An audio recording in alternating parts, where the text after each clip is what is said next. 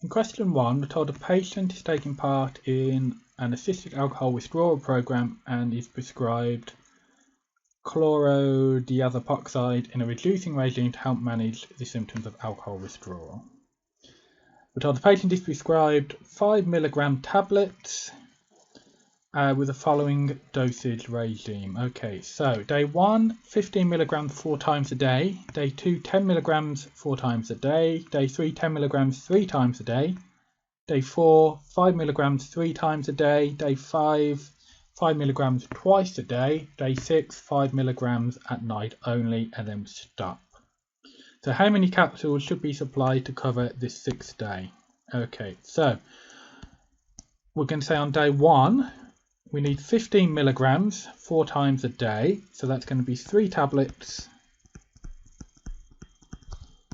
4 times a day. So it's going to be 12 tablets there. On day 2, we have 10 mg 4 times a day. So it's going to be 2 tablets 4 times a day. So it's going to be 8 tablets in total. On day 3, we've got 2 tablets 3 times a day, so they'll need 6 tablets to cover that one. On day 4, 5 mg 3 times a day, so it's going to be 1 tablet 3 times a day, so it's going to be 3 tablets in total for that one. On day 5, it will be 1 tablet twice a day, so it's going to be 2 tablets, and then the final day they just need 1 tablet. So to find how many tablets are needed in total, we just need to add all of these up. So 12, 8, 26, 29, 31, 32 tablets required in total there. So question 2. A patient completely dissolved 1 500 mg soluble tablet in 200 ml of water. What is the paracetamol concentration in percent weight to volume? So percent weight to volume is how many grams per 100 ml. So what do we have here? We have 500 milligrams in 200 ml. So how much do we have in 100 ml? So divide both sides by 2. So we have 250 milligrams in 100 ml. And as it's grams per 100 ml, I need to change this milligrams into grams. And to go from milligrams to grams, we divide by 1,000. So 250 divided by 1,000 is 0.25. So it's 0.25 grams in 100 ml.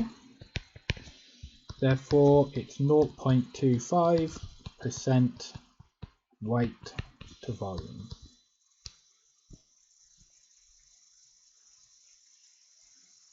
So, question 3. Mr. A has a BMI of 34, he's 1.8 meters tall, his target BMI is 24. So how much weight does Mr. A need to lose to reach his target? Okay, so what we need to do first of all is rearrange this equation to find out what weight is. So rearranging, we see that the weight is your BMI multiplied by your height. Okay, your height, it needs to be in meters. So he is currently 34, BMI of 34. So we see his current weight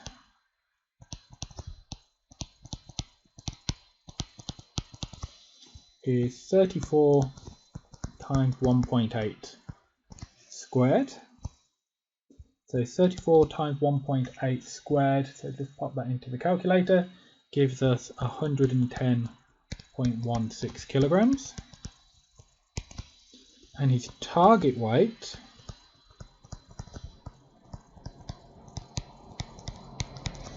is 24 times 1.8 squared. So 24 is his target BMI. So 24 times 1.8 squared gives me 77.76 kilograms. So how much weight does he need to lose? He needs to lose 110.16 minus 77.76. Therefore, he needs to lose 32.4 kilograms to hit his target weight.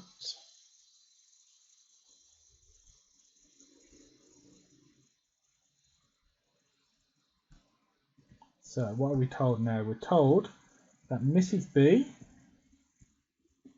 is taking 10 milligrams of morphine orally every 4 hours for severe pain. So it's 10 milligram every 4 hours, so that's 6 times a day.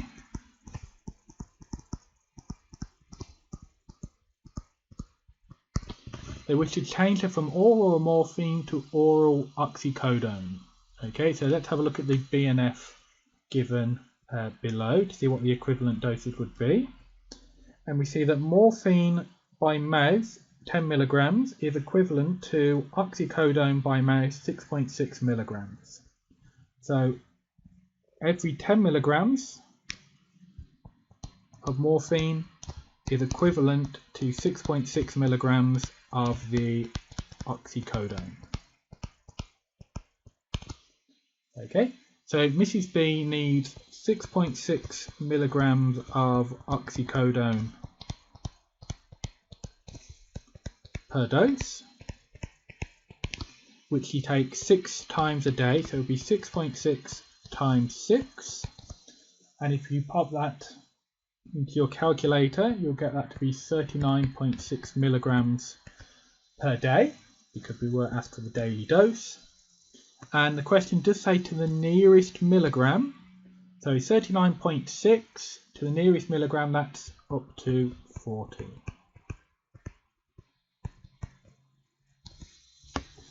So you need 40 milligrams per day.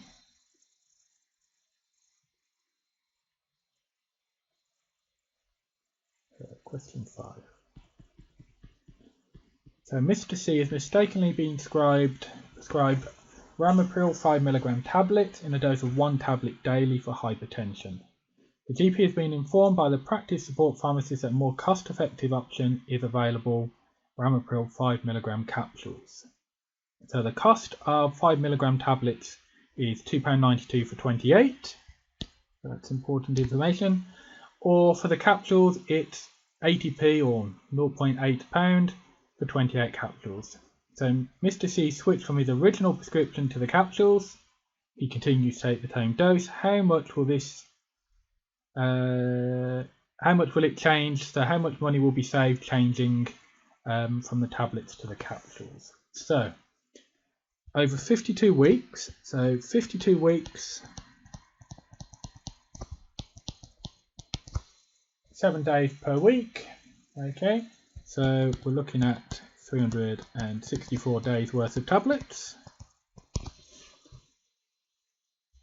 So therefore he needs 364 tablets, so he takes 1 per day. So how many packets of tablets will he need? That's 364 divided by 28, because there's 28 tablets or capsules in each packet. So 364 divided by 28 gives me 13. So to cover the 52 weeks, you need 13 packets of tablets or capsules. So if you were to take the tablets, and each pack costs £2.92, is 13 times £2.92.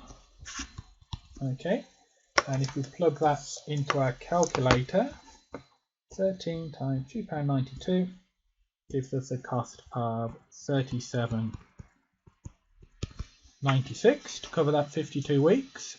If we look at the capsules, where it is 80p per packet, we're looking at 13 times 0.80. 13 times 0.8 will cost £10.40. So what will the savings be?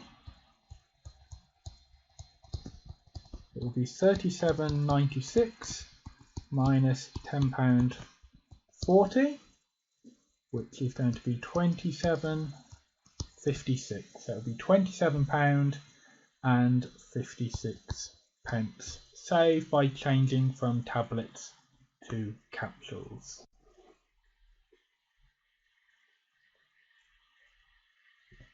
So in question 6, we are required to make 300 ml of a 2.4% weight to volume solution of drug X.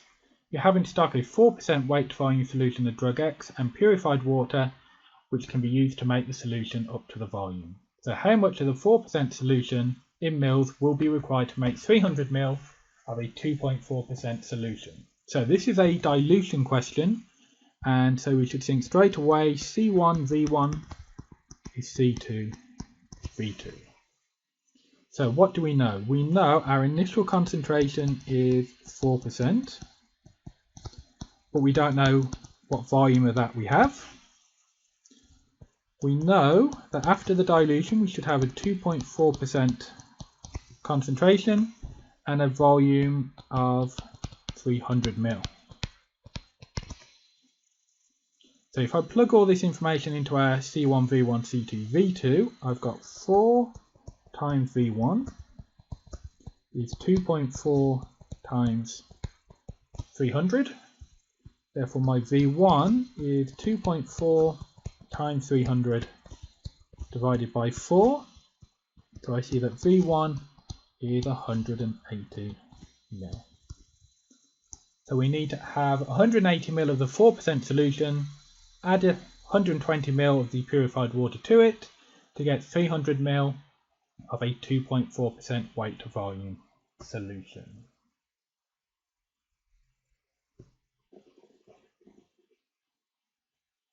So, question 7. Mr. D has epilepsy and takes phenytoin.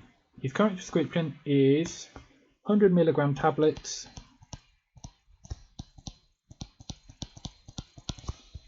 and he takes 2 daily.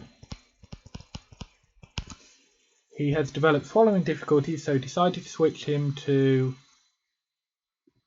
apanutin 30 milligram per 5 milliliter oral suspension.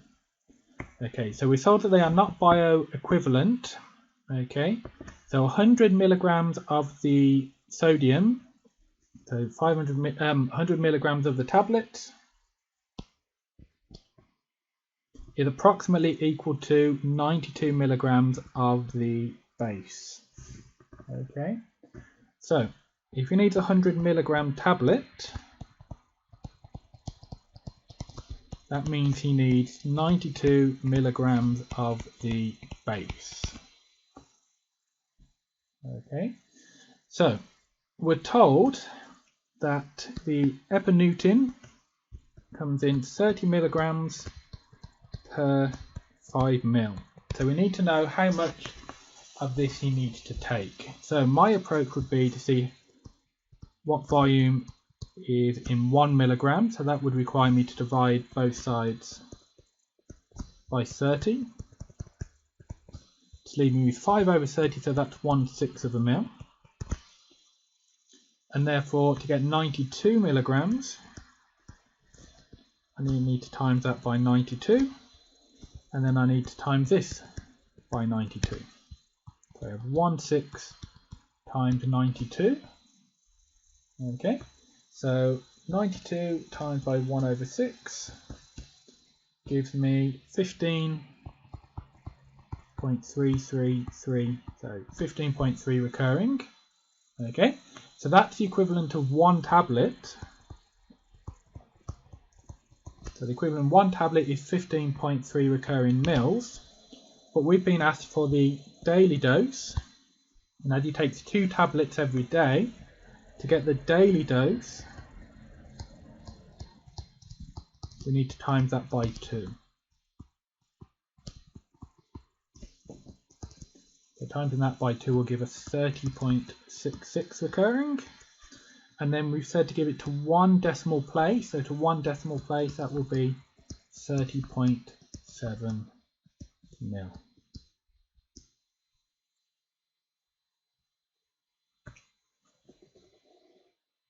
Okay, let's move on to question 8. So we've been asked to prepare an antiseptic solution of potassium permanganate 0.1% weight to volume from potassium permanganate 400 milligram tablets and sterile water. So how many potassium permanganate 400 milligram tablets are required to prepare 2 litres of a 0.1% weight to volume solution of potassium permanganate. So the solution, 0.1% weight to volume, means there is 0.1 gram per 100 ml. Now we want 2 litres, so 2 litres is 2000 ml. So I need to multiply that by 20, so I need to multiply this side by 20. So 20 times 0.1 tells me there is 2 grams in 2000 ml or 2 litres. So we're looking at 2 grams. That's how much potassium permanganate we need. Now how many tablets is that equivalent to? Well, 1 tablet is 400 milligrams or 0.4 grams. So to find out how many tablets it is, I'll do 2 divided by 0.4, which gives me 5. Therefore I need 5 tablets.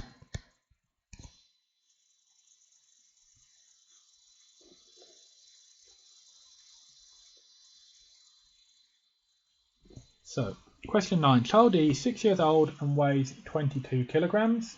She's prescribed nitrofurantoin, 25 milligrams per 5 ml, oral suspension at a dose of 750 micrograms per kilogram, 4 times a day for 7 days. Assuming no wastage, how much nitrofurantoin, 25 milligrams per 5 ml oral suspension, should be dispensed for this 1 week course of treatment? Give your answer to 1 decimal place. So they have 750 micrograms per kilogram. So child E weighs 22. So it's going to be 750 times by 22. Gives us 16,500 micrograms. So if we convert that into milligrams by dividing by 1,000, that gives me 16.5 milligrams. Okay, now what we know is we take that 4 times a day for 7 days. Okay, so it's 16.5 milligrams per dose. So times by 4 and then times by 7 to find out how much they have for the whole treatment. And so that's 462 milligrams. Okay, so 460 milligrams is how much they need. So we then need to convert that into mils here. So what we know is 25 milligrams is equivalent to 5 ml. So what my approach would be is to say that 1 milligram is 5 over 25, which is 1/5 of a mil, or 0.2 mil. Now we want 462, so I multiply this by 462, gives me 462 milligrams is equivalent to 0.2 times 462. And by working that out, we get 92.4. So assuming no waste, we need to prescribe 92.4 ml of the oral solution.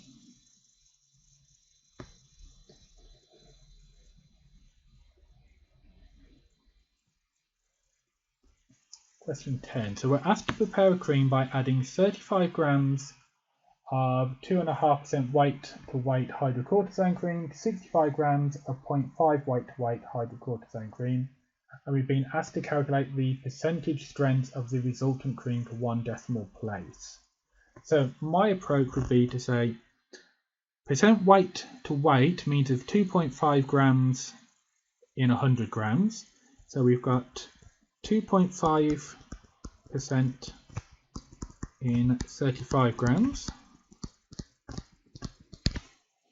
and then we've got 0.5% weight to weight in 65 grams. So in total we've got 100 grams there. Okay, so we've got 100 grams in total, and then we want to find out how much of the active ingredient is there in total as well. So this 2.5% weight to weight means there's 2.5 grams in 100 grams. Okay, so what we want to find is how much there is in 1 gram. Okay, so I've divided that by 100, so I need to divide this by 100.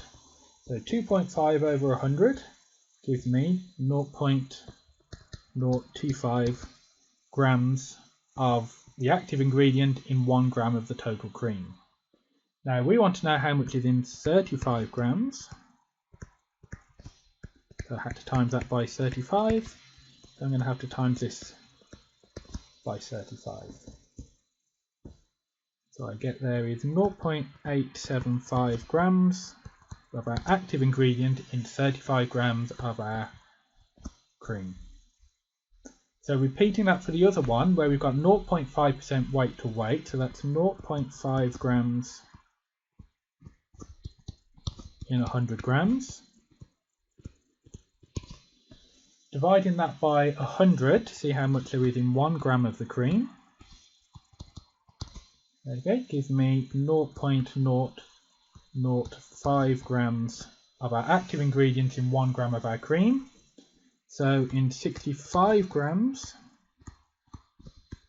I need to multiply that by 65. So I multiply this side by 65. I find 0.325 grams of our active ingredient in that 65 grams of cream.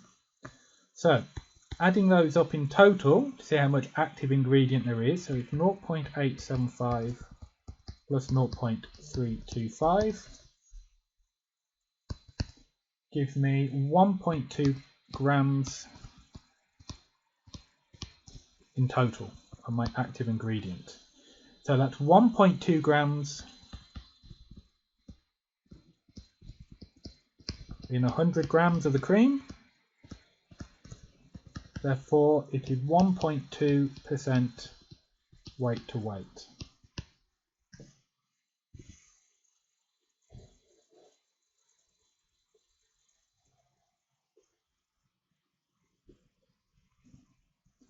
So in question 11, Mr. F weighs 84 kilograms. He requires an infusion of drug A at a dose of 5 milligrams per kilogram per hour for 8 hours. Drug A is available as 10 ml vials at a concentration of 50 milligrams per ml.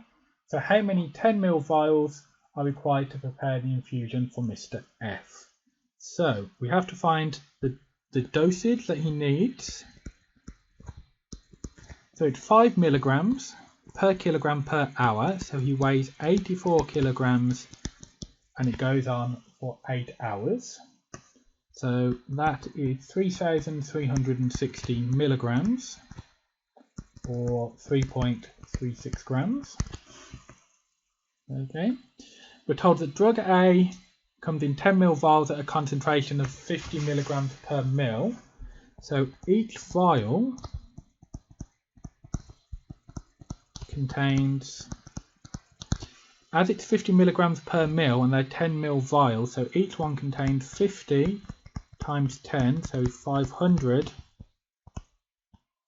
milligrams of our active ingredient, our drug. Okay, so what we need to find is how many of these are required to make this up. So to do that, I'll do my 3,360 divided by 500 gives me 6.72. So we need 6.72 vials. Okay, but how many vials is that in total? Because we can't have 0.72 of a vial. So I need to round that up to 7 vials are required for that infusion.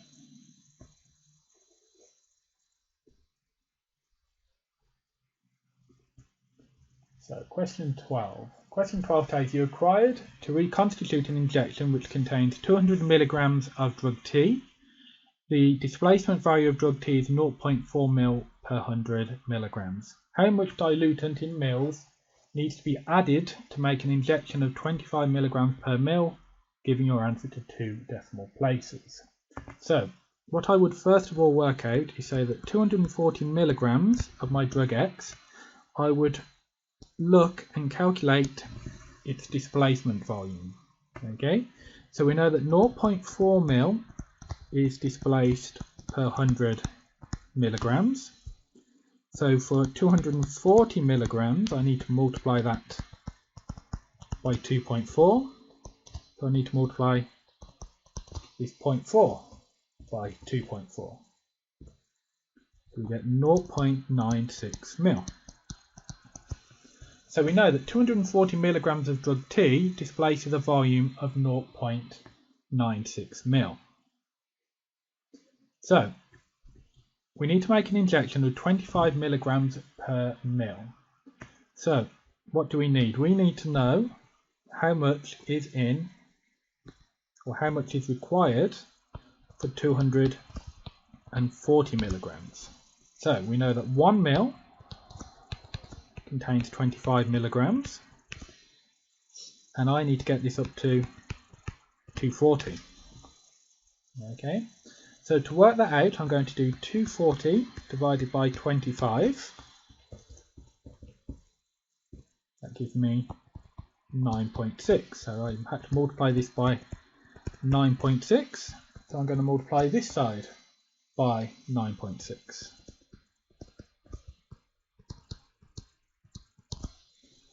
Okay, so 9.6 mil is the volume that I need, okay, in total. So how much dilutant do I need to add? Well, 9.6 is my total volume, but I know that 240 milligrams displaces 0.96 mil. So my volume I need to add, my volume of my dilutant, is going to be 9.6 minus my 0.96 to give me 8.64 mil. Okay, so it's very important that we take into account this displacement volume.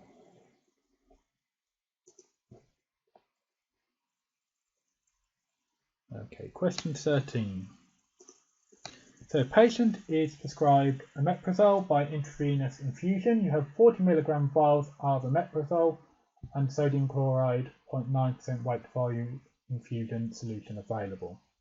So we're told if 3 40 milligram vials are reconstituted and diluted to 200 ml, what is the concentration of omeprazole in the resulting infusion solution in micrograms per ml? So we have 3 400 milligram vials, so that means 40 times 3 means we've got 120 milligrams in total, and it gets diluted to 200 ml. So we've got 120 milligrams in 200 ml. And what I would want to find is how much there is in 1 ml. So to get in 1 ml, I need to divide this by 200, and therefore I need to divide this left hand side by 200. That gives me 0.6 milligrams. So I know that there are 0.6 milligrams per ml, but the question asked for how many micrograms per ml. So if we're going from milligrams to micrograms, we need to multiply by 1,000. So 0.6 times 1,000 gives me 600 micrograms per ml. So our answer is 600 micrograms per ml.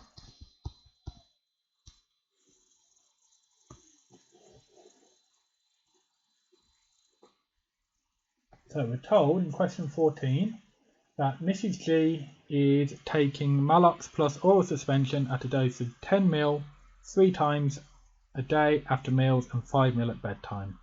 So 1 ml contains 39 milligrams of magnesium hydroxide. So how much magnesium hydroxide in grams will Mrs. G take in 5 days? Giving your answer to 1 decimal place. So what do we know? She takes 10 ml 3 times a day and then 5 ml at bed. So she takes 35 ml per day. And we're looking for 5 days. So we'll times that by 5.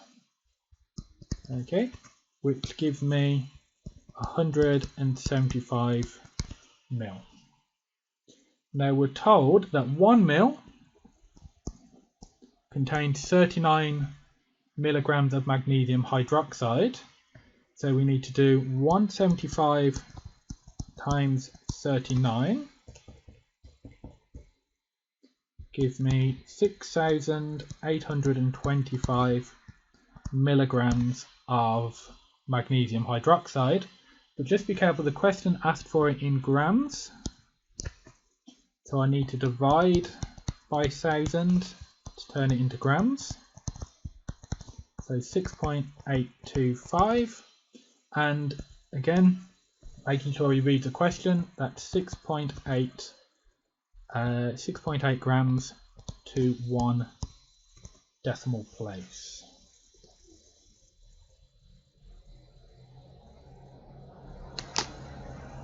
So we're told now that child H is a full-term neonate weighing 2.2 kilograms. She's diagnosed with supraventricular arrhythmia and is prescribed digoxin in accordance with the dosing regime given in the BNF. This is to be administered by mouth using lanoxin. Elixir 1 ml of lanoxin contains 50 micrograms of digoxin. So we say 1 ml contains 50 micrograms of digoxin. So what volume should child H receive per dose for the first day of treatment? Give your answer to 2 decimal places. So what we need to do is have a look at the BNF. Okay, so what are we told? They're a neonate weighing 2.2 kilograms. So we're looking at this one here. So it's initially 30 micrograms per kilogram in 3 divided doses, and then 46 micrograms daily in 1 to 2 divided doses. So we're only looking at 1 day, so we're looking at 30 micrograms per kilogram.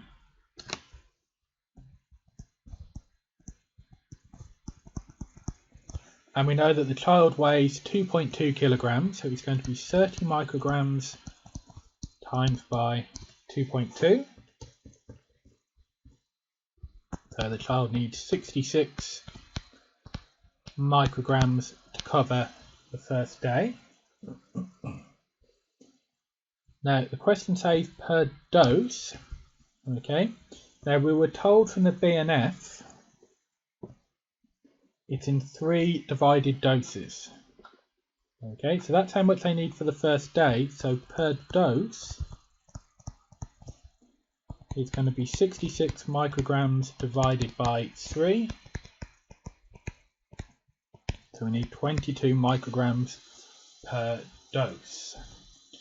So what do we know? We know that 1 ml of lanoxin contains 50 micrograms of digoxin. Okay, so we need to know how many mils we need to get 22. So what I would do here is divide this by 50. Tell me how much there is in 1 microgram. So that will be 1 over 50.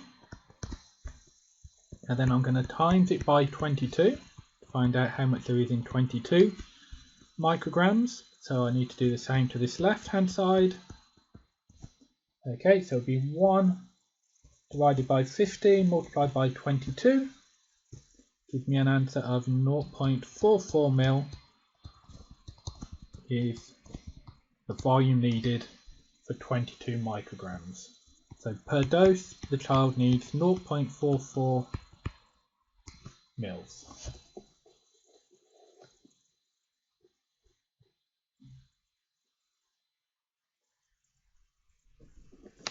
So, question 16. We're told that Mrs. J is a 55-year-old female who weighs 59 kilograms and is 161 meters tall. So this is important information. She comes in the oncology clinic for her first dose of doxorubicin, the single-agent chemotherapy. She is not on any other immunosuppressants and does not have any pre-existing cardiac disease. The consultant would like Mrs. J to have the highest appropriate dose of doxorubicin today. Okay, an excerpt from the SPC is given below along with Mrs. J's blood results. Okay, so I think the first thing I'll work out is her BSA. So it's the square root of her weight in kilograms, so that's 59, times by her height in centimeters, so that will be 161 over 3,600, and popping that into our calculator gives us 1.6244 meters squared. Okay, so let's have a look at the results. So looking at her blood results, so that's normal, that one's in the normal range, so is that one. This one isn't in the normal range, this one is, this one isn't, this is normal, and this is normal. Okay, so let's just consider this information here first. Okay, serum total bilirubin. Okay, looking down here, if it's over 50, okay, over 50, which it is, okay, it's 53, we need to take 25% of the normal dose. Okay, so that's key information. They need to take 25% of the normal dose. And then having a scan through here, dosage is usually calculated on the basis of body surface area, which we've just worked out. On this basis, a dose of 60 to 75 milligrams per meter squared is recommended every 3 weeks. Okay, so we want to take the highest amount, so it's going to be 75 milligrams per meter squared. So it's 75 milligrams per meter squared, but we need to take 25% of the dose. So 75 milligrams per meter squared, so it's going to be 75 times 1.6244, that was her calculated body surface area. So 75 times 1.6244 give me 121.83. But that would be the full dose. But remember, we need 25% of that. So it'll be 121.83 times by 0.25. Give me 30.4575. So to 2 decimal places, okay, that would be 30.46 milligrams.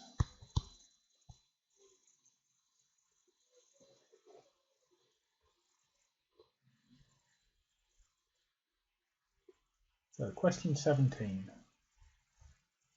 Mrs. K is a patient weighing 70 kilograms, is prescribed amiodarone infusion at a dose of 5 milligrams per kilogram. So I think we'll need to work out that, use that information first. It's available in 3 ml ampules, each of which contained 50 milligrams per ml. The required volume is to be added to 250 ml of 5% dextrose and infused over the course of 1 hour.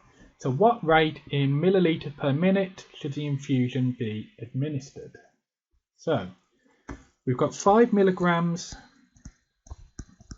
per kilogram. So Mrs. K, as she weighs 70 kilograms, is going to be 5 times 70 is 350 milligrams. So that's how much of the drug that she needs. Now we have 3 ml ampules, each of which contained 5 milligrams, 50 milligrams per ml. So 1 ampule contains 50 times 3, so it contains 150 milligrams.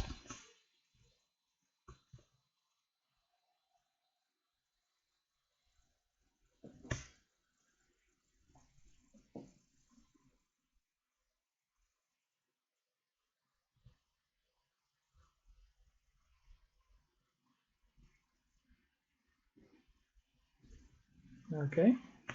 I'm not sure that's exactly what we're looking for. Okay, we don't need to know that one actually. So we've got 3 millampules. So actually, to get this 350 milligrams, we actually need 7 mil. Okay, because it's 50 milligrams per mil. So if we want 350 milligrams, we need 7 mil. Okay, so we're going to take this 7 mil and add it to the 250 mil of the dextrose solution to give us 257 mil to be infused. Now that is to be infused over an hour, but the question asked for how many mils per minute. So 1 hour is 60 minutes, so I need to do 257 divided by 60 to see how many goes in per minute. So I get that to be 4.2833 mils per minute. And then to 1 decimal place, add it to 0.28, so 1 decimal place, that 8 tells me to round up. So it's going to be 4.3 mils per minute.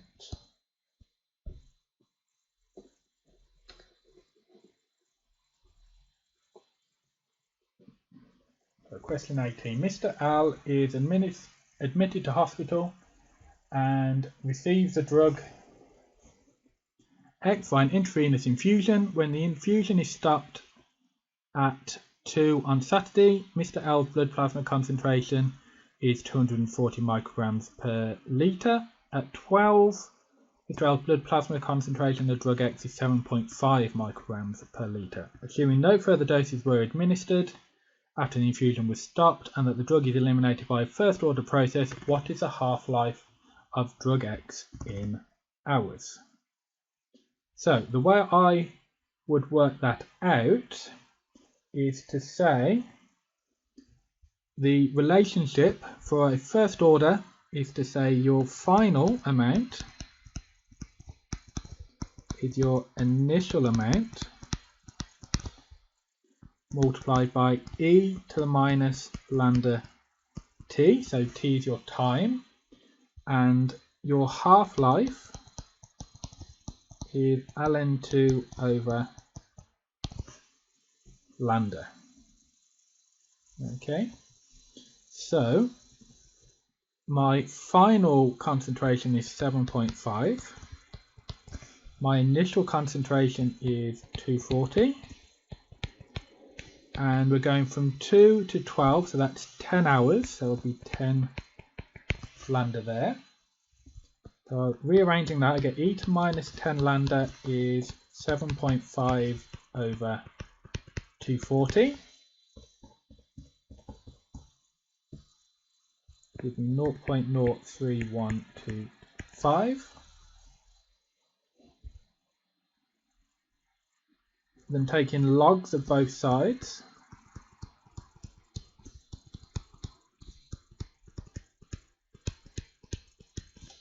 giving minus 10 lambda is ln. I'll actually leave that exact.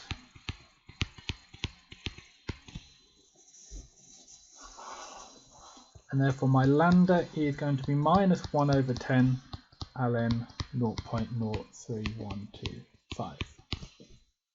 Okay, subbing that into here tells me that my T1 half is going to be ln 2 divided by minus 1 over 10 ln 0.03125, gives me 2 hours.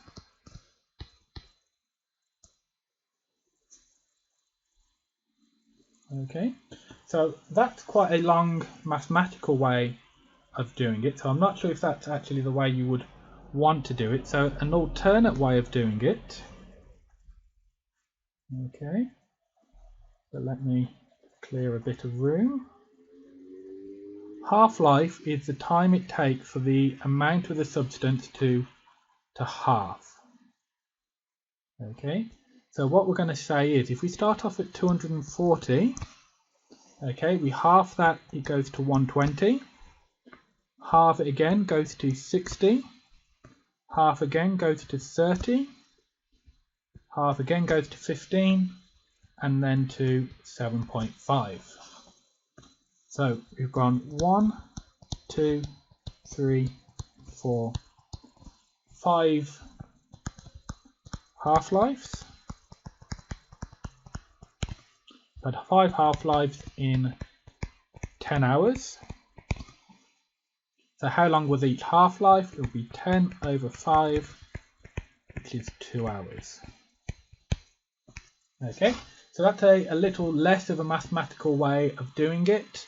I'm not sure which way you've been told to do it, but I would say that this way would be the easier, non-mathematical way of doing it, but it might just take a while to do depending on the time involved.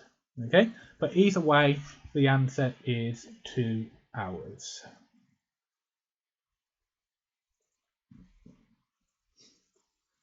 So we're told here, question 19, Mrs. M is 38 years old and weighs 54 kilograms. Okay, so I think that's important information. She's not overweight. Her serum creatinine is 112 micromole per litre. She has chronic hepatitis B infection with compensated liver disease, evidence of viral replication, and histologically documented active liver inflammation. Other treatments are not appropriate, so she is prescribed talbivudine in this dose specified in the SBC. She is to be prescribed a 7-day trial course of treatment, then reviewed. Okay, the Cockcroft and Gault formula for estimated creatine clearance is provided below. Okay, so this is the equation we're using. The constant is 1.23 for men and 1.04 for women. An excerpt from the SBC is given on the next page. So how many 600 milligram tablets should be dispensed to Mrs. M to cover the 7-day trial course? So the first thing I will do is work out the estimated creatine clearance. So that's going to be 140 minus, she was 38 years old, so minus 38, multiplied by the weight in kilograms, so 54, and she's female, so multiplied by 1.04, divided by her serum creatinine numbers, so that is 112. So plugging that into our calculator,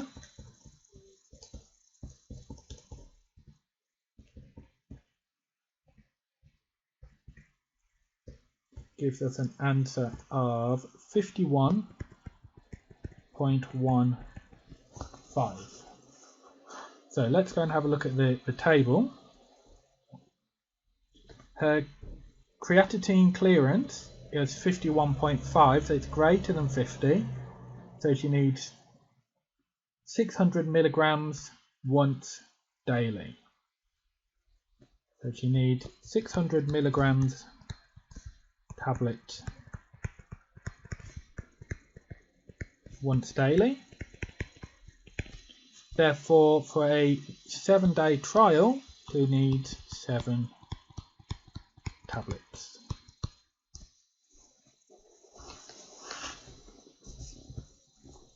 And last question. Mr. N is prescribed a steroid eye drop with the following instructions. 1 drop in the left eye 3 times a day for a week, then twice a day for a week, and then once a day for a week. So each sterile dropper contains 2 ml and there are 4 drops per ml. How many dropper bottles needs to be supplied to cover the 3-week treatment regime? Okay, so we have 1 drop in the left eye 3 times a day for a week, so it's going to be 3 a day times 7, so it's going to be 21 drops for the first week. For the second week, it's twice a day for the week, so it's going to be 2 times 7, so we need 14 drops. And then once a day for a week, so it's 1 times 7, so they need 7 drops.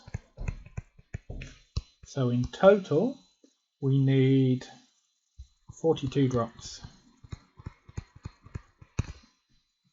Now we're told there are 2 ml in each bottle and 4 drops per ml, so we can see that each bottle contains 8 drops. Therefore, how many bottles do we need? 42 divided by 8 gives us 5.25 bottles, but of course we can't have 0.25 of a bottle, so we need to round that up to 6 bottles. Okay, so I think that's all the questions.